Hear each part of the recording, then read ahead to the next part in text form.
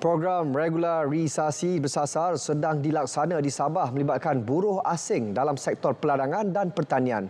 Butirannya langsung bersama Redwin Robi di Kota Kinabalu. Redwin, teruskan.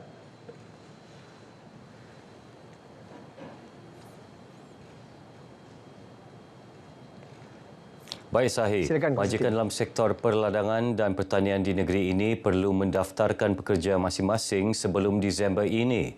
Langkah itu penting bagi menjayakan pelaksanaan program regularisasi bersasar yang sedang dijalankan Jabatan Imigresen Malaysia JIM. Pengarah JIM Sabah, Datuk Sharifah Siti Saleha Habib Yusof berkata, majikan perlu memaklumkan kuota pekerja yang diperlukan kepada bahagian hal ehwal penyelidikan negeri di bawah Jabatan Ketua Menteri. Kita mengharapkan majikan ini memberi kerjasama dan kena tampil berurusan dengan pihak kerajaan negeri sebelum berakhir Disember tahun ini. Once kami buat operasi besar-besaran ini, semua majikan yang gagal mematuhi syarat ataupun peraturan immigration, mereka akan dibawa ke muka pengadilan dan didakwa. Ini tiada ampun sudah ni. Kita akan teruskan operasi besar-besaran once kerajaan negeri akan memberi signal mereka dah selesai membuat proses tersebut. Datuk Sharifah Siti Saleha bercakap dalam sidang media di Kota Kinabalu. Program regularisasi bersasar di negeri Sabah tahun 2024 melibatkan pekerja warga Filipina dan Indonesia yang terlibat dalam sektor peladangan dan pertanian. JIM akan mengeluarkan pas lawatan kerja sementara kepada pekerja yang dikenal pasti sebagai tenaga buruh dalam sektor perladangan dan pertanian selepas kuota diluluskan dan mereka mendapat pasport daripada kedutaan. Program berkenaan mula dilaksana pada April 2019 namun ditangguhkan pada 30 April 2023 kerana beberapa faktor antaranya penularan COVID-19, kekurangan bekalan pasport oleh pihak kedutaan serta tidak mendapat kerjasama majikan. Keputusan menyambung semula program ini diputuskan dalam mesyuarat Jawatankuasa Induk Pengurusan Warga Asing di Sabah 25 Julai lalu susulan keadaan ekonomi yang semakin rancak. Jabatan Pendidikan Negeri JPN melalui sektor pembangunan murid sedang mengenal pasti bilangan pelajar terjejas kebakaran di Kampung Pinangah Tongot Ahad lalu. Penduduk terlibat kini ditempatkan di dua pusat pemindahan sementara iaitu PPS Dewan Terbuka dan Dewan Tertutup Kampung Pinangah.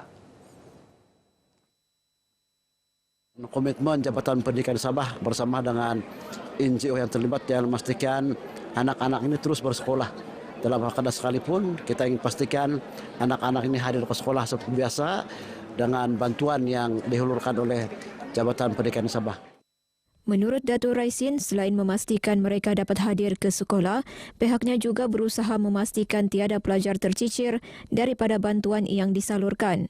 Kebakaran Ahad lalu memusnahkan 45 buah rumah di Kampung Pinangah Tongot melibatkan 298 penduduk daripada 78 keluarga.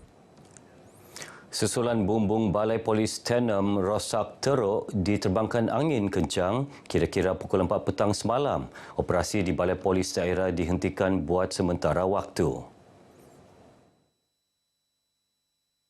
Orang ramai yang ingin membuat sebarang urusan dengan pihak polis diminta hadir ke Ibu Pejabat Polis Daerah Tenom di Jalan Bunut Tenom. Demikian menurut Ketua Polis Daerah Tenom, Deputi Superintenden Idian Sah Edal dalam satu kenyataan di Tenom. Speaker Dewan Undangan Negeri DUN disaran mendekati pelajar Institusi Pengajian Tinggi IPT. Langkah itu penting untuk membolehkan pelajar berkenaan mengenali dan memahami fungsi institusi Parlimen dan DUN. Kita juga bersetuju untuk speaker berlapangkan sedikit masa mereka melawat institusi pengajian tinggi ataupun menerima pelajar dari institusi pengajian tinggi supaya interaksi di antara anak-anak muda ini yang akan menjadi pemimpin kita masa depan dengan institusi speaker ini terjalin.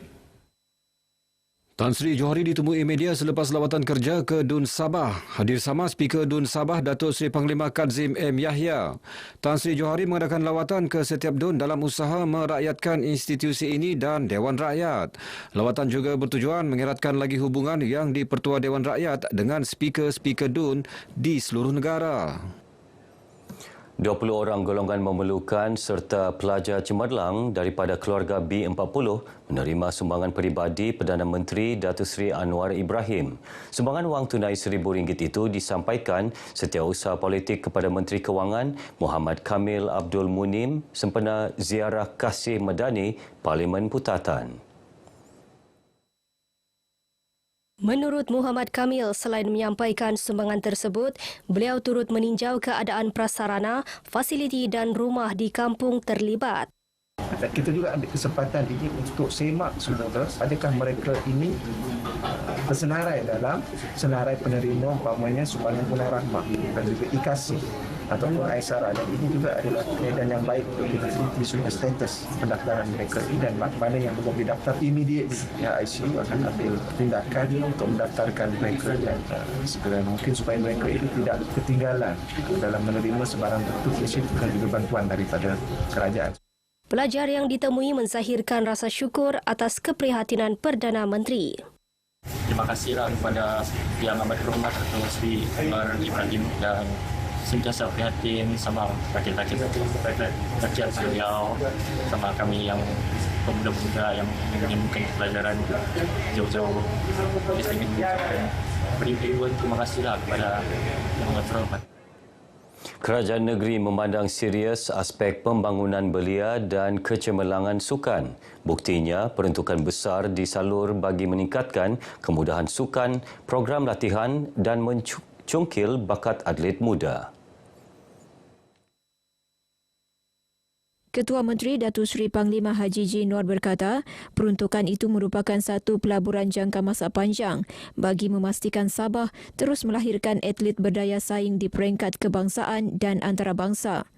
Beliau berucap dalam majlis perasmian pembukaan dan penutupan kejohanan olahraga Majlis Sukan Sekolah MSS Sabah 2024 di Kompleks Sukan Sandakan.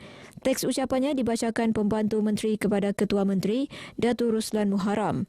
Sementara itu, bercakap kepada pemberita, Datuk Ruslan berkata, usaha melahirkan atlet berprestasi tinggi bermula dari sekolah.